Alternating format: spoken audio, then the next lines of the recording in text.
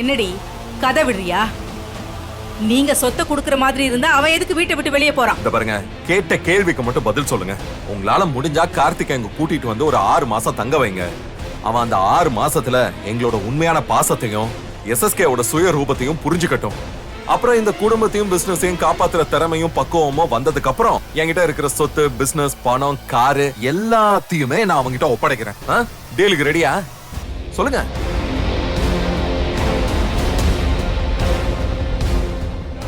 என்னமோ இவ்ளோ நேரம் கார்த்திக் மேல அக்கறைப்படுற மாதிரி சீன் போட்டீங்க. இப்ப அவனுக்கு சொத்து குடுக்கறோம்னு முழிக்கிறீங்க. போங்க, போய் கார்த்திக்கு புத்திமதி சொல்லி கௌதம் சொத்தை தராருன்னு சொல்லி கூட்டிட்டு வாங்க. ஏய், நீங்க என்ன சொத்தை தரது? இந்த சொத்து எல்லாமே கார்த்திகோட தான். கௌதம் துரோகம் செய்ய மாட்டான், நேரம் வர்றப்ப கார்த்திக்கு சொத்தை கொடுத்துருவான்னு நம்பி என் அண்ணன் இவனுக்கு சொத்தை எழுதி கொடுத்தாரு.